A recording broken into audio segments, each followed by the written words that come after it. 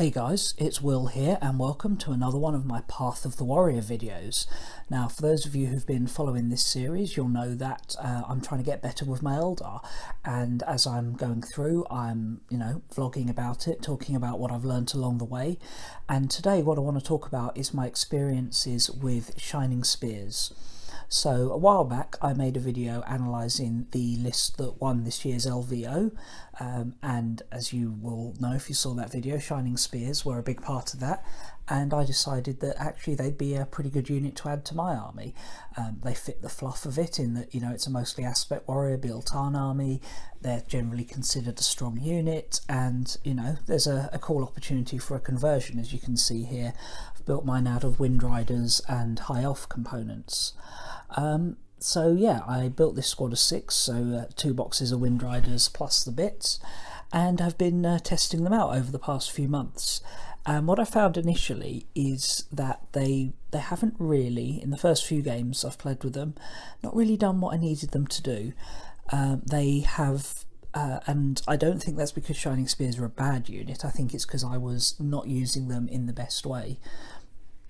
So I've either had them ranging ahead of my army on their own, unsupported, maybe with a warlock casting Quicken on them to get them up the table a bit faster, or I've been using them as just this squad of 6 as a counterpunch. But what's been happening is they've been dying. Maybe not the whole squad, but let's say 3 guys die. Suddenly, when they hit combat, you've got 2 guys with 2 attacks, 1 guy with 3 attacks. So you've got, what's that, 5, 6, 7 attacks. 3 plus, probably 3 plus to wound. They're not doing a huge amount of damage after saves, although generally most things won't have a save, but you've got a hit, you've got a wound. So this squad of 6 I've been finding hasn't done me the best of results on its own unsupported.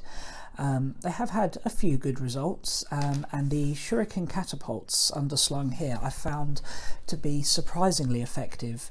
4 shots a guy, re-rolling ones because I'm built-on, and generally they'll be quite close to the rest of my army, so they'll probably be in range for my Farseer to cast Guide, to cast Doom on whatever they're shooting at, and that I have found effective. But I think there's a few too many times I've misplayed them. Either I've not supported them enough, or I've been using them to mop up something that's broken my lines, and actually by the time they've got to charging it, it's not really have been worth the points for them. I could have just shot it with something cheaper, because the rest of my army shot it to bits, so they've not been doing the job that I needed them to do. So I kind of went back to the drawing board and looked at how other people are playing their Shining Spears, because I know they're a strong unit. They're a unit that used in a lot of tournament lists. So I was like, okay, what am I doing wrong? And the first thing I saw was support.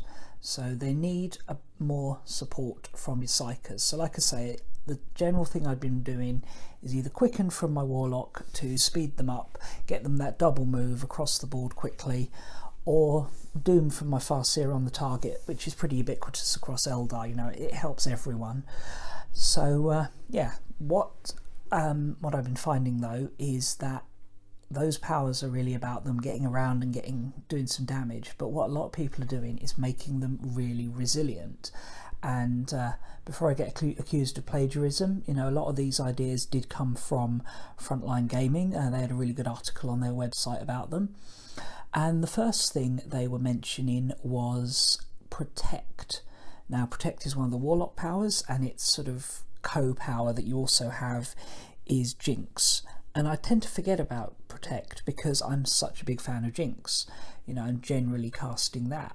But actually, Protect on these guys is brilliant. They got 3 plus armour, 4 plus invuln. Cast Protect on that goes up to 2 plus armour, 3 plus invuln. Now granted that invuln is only against shooting, but I don't think they need to worry too much about their invuln in combat, because they should, if you're using them properly, be killing what they charge, or at least rendering it almost incapable of striking back. I don't think going sort of for a protracted combat is going to be that important, but they have a 2+ save if you get protect on them and you need to. So that's a good start. You can then bring in another warlock who can either cast Jinx on the target, because there's no reason they can't both run Jinx Protect as long as they both cast the alternate versions, or you can have this warlock cast Conceal on them for -1 to hit. Add to that the -1 to hit from the lightning fast reaction stratagem, so they're suddenly -2 to hit with shooting. Hey, you could even run them in an Altioc battalion or detachment and have them at -3 to hit, which means most guys need 6s or worse to hit them. So yeah, they can suddenly become really survivable if you stack the powers. Another one that can be useful is to have a Farseer nearby for Fortune, giving them that 5+ save after the save. At that point you are putting a lot into this one squad and its survivability. And this is only 6 guys, this is only a 180 point squad. And this is the other thing I've been thinking about with these. It's not just about getting the right powers on them, but to get my best bang for the buck out of those, make it value for money. 6 isn't necessarily what you need. I've recently added 2 more, so we're up to 8. Now, max squad size is 10. I'm probably going to go as high as 9 once I get the models done. I might stay away from 10 just because basically it would mean buying another box of Wind Riders, so you get 3 in a box, and I don't really want to have to do another whole box just for one guy. But I think 8 is going to be a better number, because it means that all those powers that you are casting on them, all the stratagems you're using on them, are affecting a higher number of models, which is giving you that greater survivability, that greater value for your money. If you do cast one of the many useful offensive powers on them, something like Guide, or the Farseer's natural leader ability, the Warlord trait, or even Empower, something like that, to give them +1 to hit in combat. No, that's Enhance. Empower is +1 to wound. You're going to be affecting more models. It's also going to mean, if you take a few casualties on the way in, say I lose 3 guys, well, I've still got 5 guys there to do the job, and that is a bit more of a hit, a bit more of an impact compared to what you'd get if you started with 6, you lost 3 guys, you're now down to 3. As for positioning on the table, the way I'm using them at the moment with some success is position them behind my Wave Serpents at the start. That way, if my opponent gets first turn, he's going to shoot the Serpents, because the Serpents are big, they're visible, and they've got Dark Reapers in them, so they want to bring them down. They're not going to be targeting these guys. And a note on the new FAQ, now that they're not going to get jumped from behind on the first turn, that's actually going to be a little bit more effective now, because I don't need to watch their back quite so much on turn 1, unless you're playing against one of the factions that still have a way to do that turn 1 deep strike, like the jump with the Orcs. But who knows what that will be in 2 weeks or 3 weeks or 4 weeks when we finally get the Orc Codex.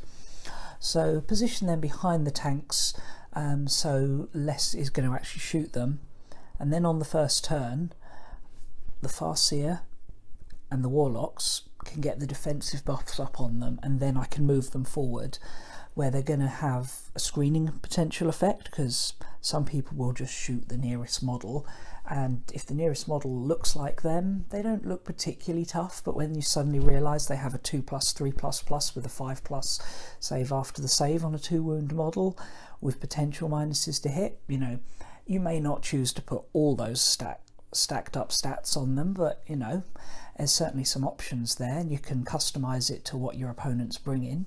If they're bringing lots of high AP, go for that 5++ to save after the save, and go for the Protect to buff the invuln. if they've got just sheer weight of dice, you might actually be better off just going for the minuses to hit. You know, you can customize it to fit the scenario and the situation you're facing. But anyway, that's going to suddenly be very tough to deal with. If your opponent's playing aggressively, like a lot of my opponents tend to, especially Sam, there'll often be something up in your face on turn 1 or 2. You can get the charge off early. If not, they're really fast. You know, you can zip them across the board and get them to where they need to be. You know, they've got 16-inch move, and if they run, they always count as rolling a 6. If you happen to have a warlock around who's got quicken, that's an extra turn of movement. That's an almost guaranteed turn 1 charge. Now, the caveat with that is they did get toned down ever so slightly in the new FAQ, in that fly only counts on the move, not on the assault. To be honest, I don't think that's that big a deal. I think the idea of jumping over guys in the assault, you know, when you're making your charge move, was just kind of, I don't know, I just didn't like it visually anyway. It kind of made screening units much more random as to who you're playing against, whether your screening unit's going to work. So, you know, I'm not too fussed about that. The way I would deal with that is either bring them right up to that light screening unit, shoot that to bits, and then be able to charge the other side. Don't forget, you've got twin shuriken catapults and the laser lances on there, so you've got some shooting there, and you know, you've got the rest of an Eldar army. If the charge is really important, you can make a hole in that screen, unless it's something really dirty. But you know, my standard Eldar army can quite happily take 50 orc boys out in a single shooting phase, as I demonstrated in a recent game with Sam that we were going to bat rep, and we decided not to worry after he quit on turn 2, because yeah, Eldar are just a really bad matchup for orcs at the moment. But yeah, if your opponent is sitting back, then you know, they can get across the board.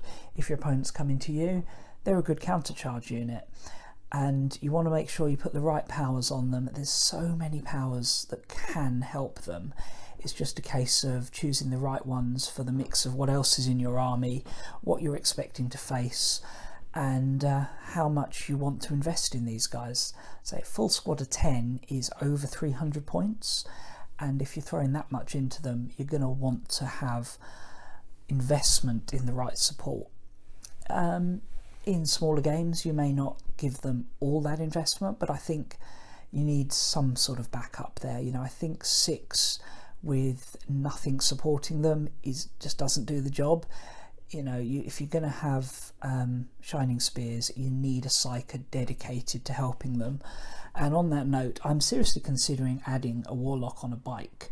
You know, these warlocks on foot are good, but the bike warlock I don't think has actually gone up in cost much, whereas the warlock on foot has.